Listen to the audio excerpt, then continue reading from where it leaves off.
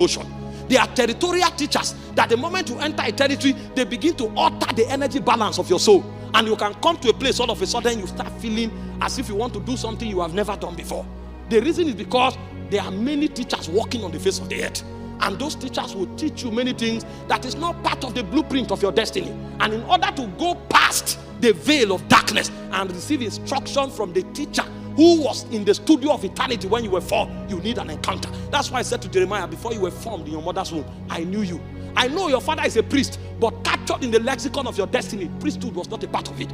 The ordination that I gave you from the studio of eternity is the ordination of a prophet. So even though priesthood is good, that is not your line. He took an encounter for his destiny to be reordered.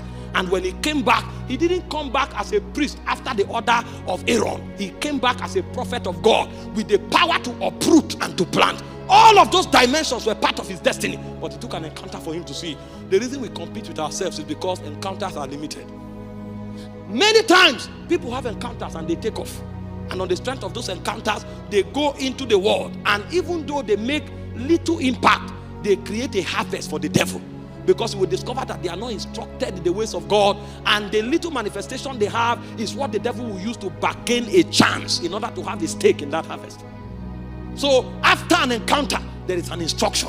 And after the class of instruction, God will take you to the class of service. It's in the class of service that your heart will be textured. Because you can come into a system, and even though you are the best singer, they will never bring you on the platform for 10 years. In the choir rehearsal, you are worshiping, people are falling down. But when they come for the main service, nobody ever gives you the microphone. If you think it's a show, you will get angry and go. Because what you are looking for is platform, not to bless the people of God. And when you leave, your destiny will be stunted. But when you have an encounter, when you are instructed, and when you give yourself to service, in the place of service, God will have the opportunity to check your heart. He will texture it and find out your true conviction. Because when all of us are on the altar, we claim that we are dead men. When all of us are on the altar, we claim it's all about Jesus. But when service begins, God will find out those who truly came for him. And that's why it's in the class of service that God gives reward. He says, I, the Lord, I test the heart. I try the reins to give unto every man as his way should be. A man who does not serve will never have an inheritance in this kingdom. Elisha served Elijah. Joshua served Moses. Everybody who makes genuine impact in a generation must have a record of who he served. Nobody appears. Everybody follow the process. And when you are done with the class of service, God will bring you to the class of self-denial. Because when you start serving, naturally, there are some benefits that we find expression. In order to save you and to make you go far, God will teach you self-denial.